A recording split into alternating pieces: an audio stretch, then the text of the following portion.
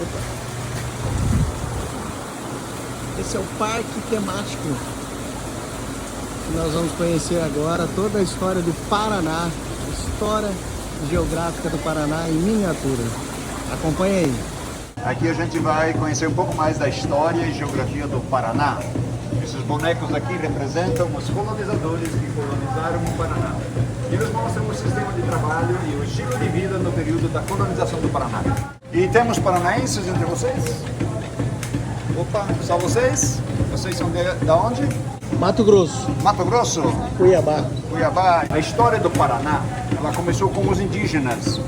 Os indígenas foram os primeiros habitantes do nosso território. Estavam atentos até que um dia desses, quando eles menos esperaram, eles tiveram uma grande surpresa. Chegaram os europeus aqui. Aí houve esse encontro entre as duas etnias. Entre problemas e conflitos, a história foi se desenrolando, não demorou muito, e eles acharam ouro. A mineração de ouro foi o primeiro ciclo econômico do Paraná. Aconteceu aqui, especificamente aqui na Baixada do Litoral, onde nós estamos. E foi por essa atividade econômica que nós tivemos aqui o início das primeiras vilas e cidades do Paraná. Paranaguá foi a primeira cidade do Paraná. Fica uns 30, 40 quilômetros daqui, se alguém não sabe. Morretes, Antonina, Quaraqueçaba, Curitiba também fazem parte das primeiras vilas e cidades que se formaram aqui. E isso aconteceu com a mineração de ouro, que foi o nosso primeiro ciclo econômico. Aí o nosso ouro aqui era pouco, quando eles descobriram ouro lá em Minas Gerais, ainda deu aquela euforia toda de muito ouro lá, e aí o nosso ouro aqui, que já era pouco, não deram muita importância. Depois nós tivemos outro ciclo econômico, a pecuária. A pecuária aconteceu aqui devido à passagem dos tropeiros. Na época, o Rio Grande do Sul já tinha bastante criação de gado e de moares. Aí os tropeiros saíram de lá com tropas pelo caminho de Viamão, que era o caminho que saía de Viamão e até Sorocaba, em São Paulo. Lá em Sorocaba tinha as feiras na época, eles vendiam gado. E os tropeiros, para fazer esse trajeto naquela época, levavam meses. Era um caminho no meio da mata. Aqui no Paraná, os europeus chegaram aqui ao Paraná e começaram a industrialização da erva mate. Se desgalhavam as árvores, sapecavam, depois ela era secada e moída no engenho. Naquela época ainda não existiam motores, ninguém tinha inventado motor ainda. Então os engenhos eram movidos com roda d'água. E até hoje o Paraná ainda é o maior produtor de erva mate do Brasil. Hoje não é mais a nossa maior economia, mas ainda somos o maior produtor. O maior consumidor de erva mate hoje é o Rio Grande do Sul. Então, mais chimarrão do que água. Além do chimarrão tem o tereré, que é mais do Mato Grosso do Sul, né? Tem também o chamate, são as principais formas de consumo de erva mate. Nós tínhamos aqui no Paraná milhões e milhões de araucárias.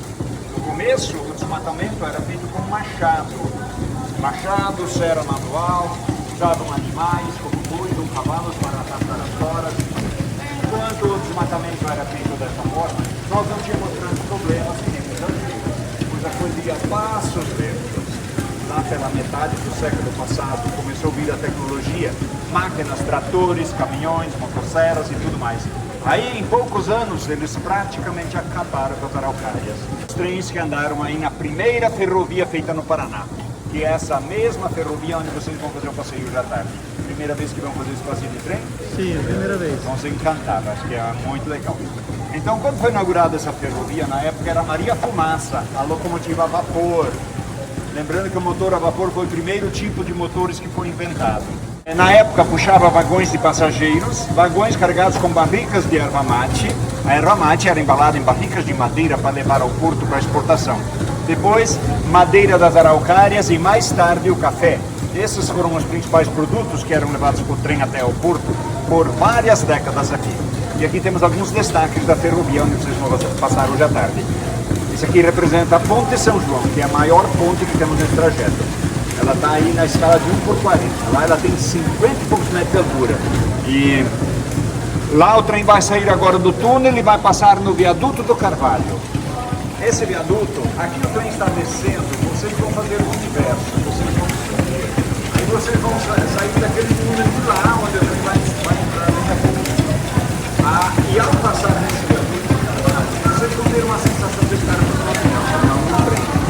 Vocês vão olhar a janela fora, vão ter uma visão panorâmica por cima da Mata Atlântica, como se estivessem sobrevoando.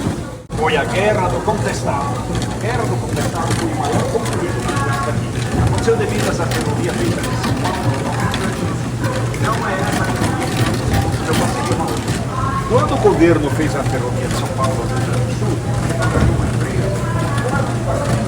ele deu 15 quilômetros de cada lado da ferrovia para explorar a madeira, tirar principalmente as nossas araucárias. Porém, naquelas terras já moravam os camponeses. Esses camponeses eram poceiros, que já estavam postos dessas terras, eram chamados de cabritos, e eles então queriam sair de lá. E aí começou um conflito. E o governo, para resolver o problema, mandou o exército. E aí começou a guerra. Paraná foi colonizado por várias etnias. No período da colonização não existia essa tecnologia que nós temos hoje para o trabalho. Na época eles não tinham motores, não tinham máquinas, não tinham energia elétrica. Há 150 anos atrás, ninguém tinha energia elétrica em sua casa. Aí como eles não tinham motores na época, os engenhos eram movidos por tração animal. Se não era boi, era cavalo, se não era roda d'água que você virou lá na frente. No tempo dos escravos, muitas vezes também usavam os escravos para isso. Inclusive foi usado muita mão de obra escrava aqui, principalmente no ciclo do ouro. Aqui, monjolo. Monjolo era uma engenhoca movida a água, muito usado para moer cereais, como milho, para fazer canjica, farinha e outras coisas. Mas também foi muito usado o monjolo para moer erva mate. No período da erva mate, muitas famílias produziam erva mate numa produção familiar. Quando a produção era pequena, familiar, geralmente se usava monjolo para moer. Quando a produção era grande, numa escala industrial, aí geralmente era usado aquele sistema que vocês viram lá com a roda d'água. Era um processo mais rápido. Aqui o estilo de casa era feita com madeira das araucárias. Milhares e milhares de casas foram construídas com madeira das nossas araucárias. Há séculos passados ainda não existia uma olaria em qualquer lugar para fornecer telhas. Ou também quando não tinham dinheiro para comprar telha, eles lascavam tabuinha, faziam a cobertura da casa com madeira lascada em forma de telha. Madeira da araucária lasca retinha. Agora vocês vão ver uma cena engraçada. Do lado de fora da casa tinha a famosa patente. Muitos chamavam isso de latrina, privada, casinha. Cada região era um nome diferente. Naquela época ainda não existia a indústria de papel higiênico. Então, vejam o que é que eles usavam como papel higiênico na época. Já ouviram falar de sabugo de milho? Sabugo de milho é uma vez tinha muita utilidade. Né? Se não era sabugo, era palha de milho, folhas e coisas assim. Essa era a realidade da época. Depois veio a indústria de papel higiênico e resolveu esse problema. Café foi plantado na região norte do Paraná. Foi o ciclo mais relevante que tivemos até então. Porém, ele acabou da noite para o dia. 1975, 50 anos atrás, uma geada inesperada. Não é normal, não é comum acontecer uma geada forte no norte do Paraná, onde tínhamos as grandes fazendas de café. De vez em quando a natureza faz uma ação extraordinária. Uma geada tão forte que chegou a congelar a seiva das árvores, chamada geada negra. Ela matou todos os cafezais. Foi um desespero geral. A maioria depois não voltou mais a plantar café. Começaram então a plantar principalmente soja, milho, trigo, o que hoje predomina na agricultura do Paraná. Foi assim que acabou o ciclo do café. Então assim era o sistema de trabalho e o estilo de vida no período da colonização do Paraná. Depois disso veio a energia elétrica. Aí sim. No pacote da energia elétrica veio toda essa tecnologia que nós temos hoje. Graças à energia elétrica. Hoje temos uma vida moderna, tudo fácil, tudo automatizado. Se nós não tivéssemos essa bendita energia elétrica, nós ainda estaríamos trabalhando desse jeito. A maior usina hidrelétrica do mundo na época. E ela faz parte da história e geografia do Paraná. E aqui temos um sistema de abrir e fechar a barragem. Ela está aqui na escala de 1 por 1.500. Agora ela acabou de fechar. E agora vai encher. Agora vocês vão ver o que está acontecendo aqui. Ó. Quando eles fecharam a barragem da maior usina hidrelétrica do mundo, eles também inundaram a maior cachoeira em volume de água do mundo, que eram as Sete Quedas. As Sete Quedas ficavam a mais de 150 quilômetros para cima da barragem. A barragem fica lá em Foz do Iguaçu, no extremo oeste do Paraná. E as Sete Quedas ficaram lá em Guaíra, próximo ao Mato Grosso do Sul.